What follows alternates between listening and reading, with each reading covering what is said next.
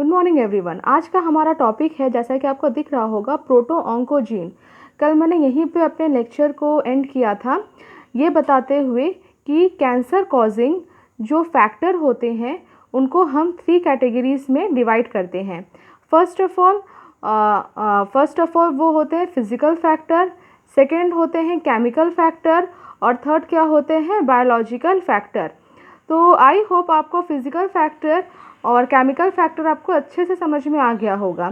साथ ही साथ physical factor में आयोनाइजिंग रेडिएशन और नॉन आयोनाइजिंग रेडिएशन की जो डेफिनेशन आपके द्वारा दी गई, मतलब धैर्या ने दिया, और धैर्या के अलावा सिमोन का भी मैंने ऑडियो सुना।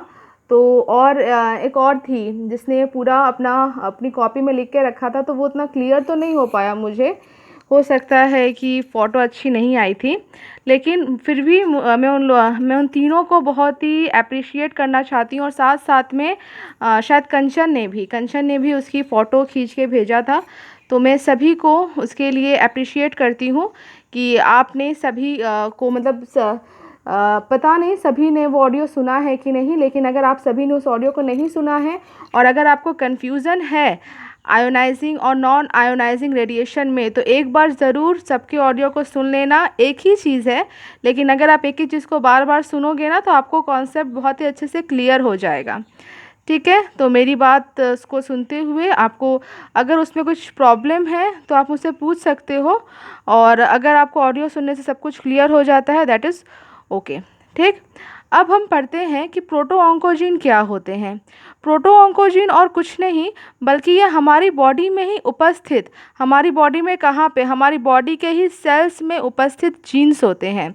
ठीक है, अब इसके थोड़ी सी हम इसके बारे में पढ़ लेते हैं कि प्रोटो ऑन्कोजीन ह्यूमन बॉडी के लिए वेरी इम्पॉर्टेंट है। क्यों? क्योंकि ये प्रोटीन्स का सिंथेसिस करते हैं।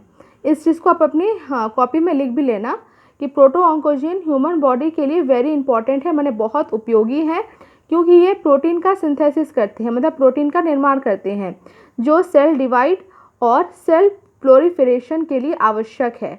मतलब अगर ये प्रोटो ऑन्कोजीन हमारी बॉडी में नहीं होंगे तो हमारी बॉडी में जो सेल डिवीज़न होता है, जो सेल प्लोरीफरेशन होता है, उसका प्रोसेस नहीं हो पाएगा। ठीक है, तो ये प्रोटो ऑन्कोजीन क्या करते हैं, कुछ ऐसे प्रोटीन अर्थात कुछ ऐसे हार्मोन्स का निर्माण करते हैं जो कि cell growth, cell differentiation and cell proliferation के लिए आवश्यक है। और यही जो जीन होते हैं प्रोटो ऑन्कोजीन, यही कैंसर कॉजिंग भी होते हैं। अब प्रोटो ऑन्कोजीन ऑन्कोजीन में कैसे बदल जाते हैं? ठीक है, माने प्रोटो मतलब आपको जैसे प्रोटो से नाम से थोड़ा सा आपको समझ में आ रहा होगा, प्रोटो मतलब होता है कि पूर्व, ठीक है, और ऑन्कोजीन का मतलब होता है कैंसरस जीन। मतलब प्रोटो ऑन्कोजीन जब तक कैंसरस जीन में उसका परिवर्तन नहीं होता है तब तक तो वो हमारी बॉडी के लिए बहुत ही यूज़फुल होते हैं। और प्रोटो ऑन्कोजीन हर किसी की बॉडी में उपस्थित है, मेरी बॉडी में भी, जितने लोग इस वीडियो को सुन रहे हैं, देख रहे हैं, उन सभी की बॉडी में ये प्रोटो ऑन्कोजीन उपस्थित है। ये प्रोटो ऑन्कोजीन जब ऑन्कोजीन्स में इसका कन्वर्जन हो जाता है, ये जब कन्वर्ट हो जाते हैं तो क्या होता है, उससे प्रोटो ऑन्कोजीन कन्वर्ट हो जाते हैं ऑन्कोजीन में। तो क्या करने लगते हैं, वो ऑन्को प्रोटीन्स का निर्माण उससे होने लगता है। ठीक है, वो ऑन्को प्रोटीन्स का निर्माण वो करने लगते हैं। और ये ऑन्को प्रोटीन्स क्या करते हैं, ये सेल डिवीज़न एंड प्लोरीफरेशन को ये बहुत ज़्यादा इंक्रीज़ कर देते हैं, बहुत ज़्यादा बढ़ा देते हैं। यहाँ पे प्लस का मतलब होता है कि बढ़ाना, ठीक है, प्लस का मतलब होता है किसी चीज़ का जुड़ना ना।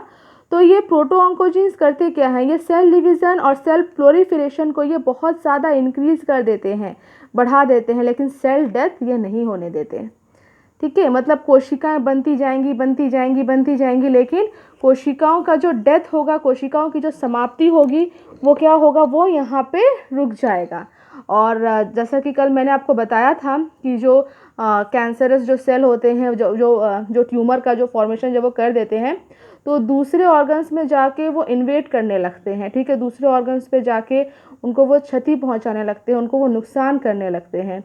ठीक है, तो प्रोटो ऑन्कोजीन जो हर किसी के बॉडी में उपस्थित है, जब वो ऑन्कोजीन्स में जब उसका कन्वर्जन हो जाता है तो वो ऑन्कोजीन्स जो होते हैं वो ऑन्कोप्रोटीन्स का निर्माण करने लगते हैं, और ये जो ऑन्कोप्रोटीन्स होते हैं ये सेल डिवीज़न एंड सेल प्लोरीफरेशन की दर को ये बहुत ज़्यादा बढ़ा देते हैं, लेकिन सेल डेथ नहीं होने देते।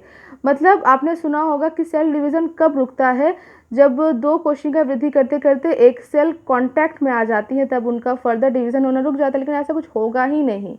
ठीक है, फर्दर नॉर्मली अगर मान लो ज़्यादा थोड़ी सी सेल बन भी जाती है तो उनका डेथ हो जाता है, लेकिन ऐसा नहीं होगा। वो सेल डेथ को इनहिबिट करती हैं और सेल डिवीज़न और प्लोरीफरेशन को वो इंक्रीज़ करती हैं। ठीक है, अब बात आती ये है कि प्रोटो ऑन्कोजीन्स का ऑन्कोजीन में कन्वर्जन होगा कैसे, ये उसमें कन्वर्ट होंगी कैसे। ठीक है, तो यहाँ पे कुछ ऐसे कुछ चीज़ें होती हैं जिसके द्वारा कि ये कन्वर्जन हो जाता है। जैसे कल मैंने आपको बताया था कि कुछ ऐसे फिज़िकल फैक्टर्स होते हैं, मान लो कि यूवी रेज़ हो गई या गामा रेज़ हो गई, एक्स रेज़ हो गई, तो उसकी वजह से भी क्या होगा, म्यूटेशन हो जाएगा। म्यूटेशन कहाँ पर होगा, क्रोमोसोमल म्यूटेशन हो जाएगा, मतलब क्रोमोसोम में म्यूटेशन हो जाएगा। म्यूटेशन की डेफिनेशन क्या होती है, म्यूटेशन को हम हिंदी में बोलते हैं उत्परिवर्तन।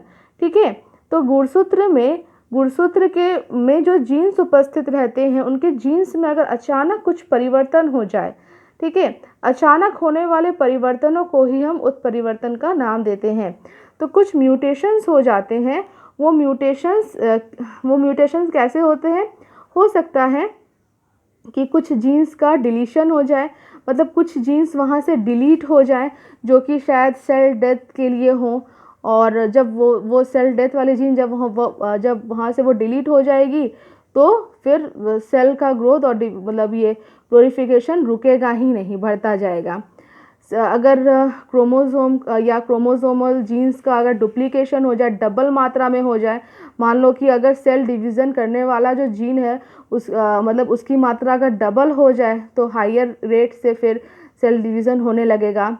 और कोई वायरल इन्फेक्शन हो जाए, बहुत से ऐसे वायरसेस होते हैं जो कि अपने मतलब जिनमें कि ये क्षमता होती है कि वो कोशिकाओं में आकर क्या करते हैं, कोशिकाओं के केंद्रक में जाकर क्या करते हैं, प्रोटो ऑन्कोजीन्स को ऑन्कोजीन में वो कन्वर्ट कर देते हैं। ठीक है, तो अगर किसी को वायरल इन्फेक्शन इस तरह का अगर हुआ हो तो भी क्या होगा, प्रोटो ऑन्कोजीन्स में कन्वर्ट हो जाएगा और नॉर्मल सेल क्या होगी, ट्यूमर सेल की तरह बिहेव करने लगेगी। तो आई होप आपको यहाँ तक का कॉन्सेप्ट अच्छे से समझ में आया होगा। कुछ अगर कन्फ्यूज़न है तो आप मुझसे पूछ सकते हो, क्लियर है तो ये भी बता सकते हो कि हाँ तो पूरा टॉपिक क्लियर है। कल हम कैंसर की डिटेक्शन कैसे करते हैं और उसका डायग्नोस क्या, मतलब उसका उपचार कैसे किया जाता है, उसको डायग्नोस कैसे करते हैं और डिटेक्शन कैसे करते हैं, इसके बारे में कल हम फर्दर स्टडी करेंगे। तो आज के लिए बस इतना ही। Thank you.